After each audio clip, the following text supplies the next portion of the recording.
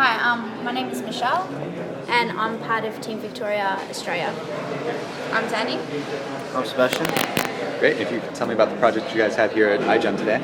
Okay, well, do we look at the camera? I'm sorry? Either way, whatever you're comfortable with. Basically, we were thinking of the implications that using a lot of electricity and power has on the environment, like with greenhouse gases. And we were thinking around Christmas time, the amount of lights people uses a lot of electricity and power, which contributes more to the global warming. So we thought, why not use fluorescent proteins in the little Christmas lights to make them light up, like all these fluorescent colours, because you can get yellow, green, blue, red.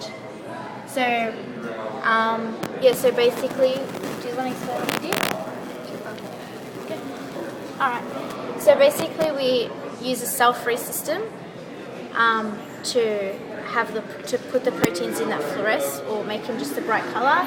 You can see how these are the yellows, we've got green and blue, that's the red or the cherry, which it's not that strong. But yeah, basically that's what our project is about, and just using a system to light them up. So what kind of response did you guys get when you talked to family or friends about the work that you're doing here?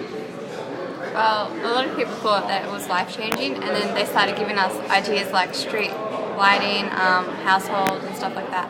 So through that, we got a wider things that we could use it for. Great.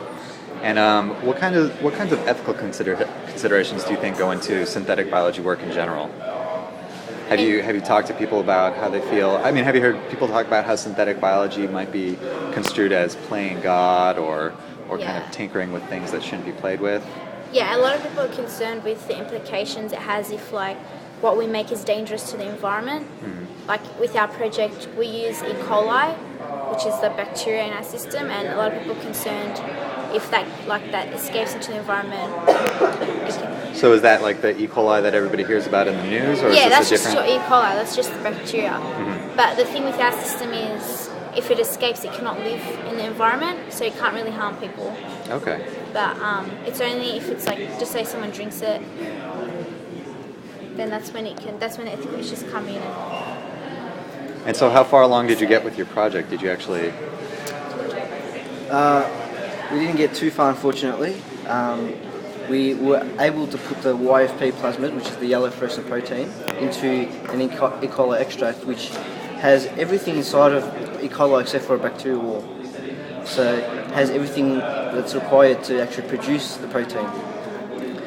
But our main goal was not actually the E. coli cell-free, but the wheat germ, because the wheat germ is non-toxic and safe, and the same as the E. coli, as soon as it gets out into the environment, it's destroyed. It's finished. So it could harm someone, but everything's got a possibility of harming something. You know what I mean? What's the lottery like? 1 in a million? It will happen once in a while, but that's the risk you take with it. And if that actually worked, we could have used things like grass clippings. You mow your lawn, crush that up, and put it into this machine, and you got light. And that would be ideal for what we want to do. Definitely. And how do you feel about your chances of doing pretty well here at this competition? We don't think we're going to do too well because, unlike the other teams, we didn't get to finish and make the part. We had a few things on this way. It is our first year at the moment, so this year's just more learning curve, have a bit of fun, meeting new people, and see what iGEM is really about, and properly understand what is synthetic biology. That's great. To get a better idea. Next year and we'll win. Definitely. Well, congratulations, guys. Thanks a lot. Thank you. Thanks.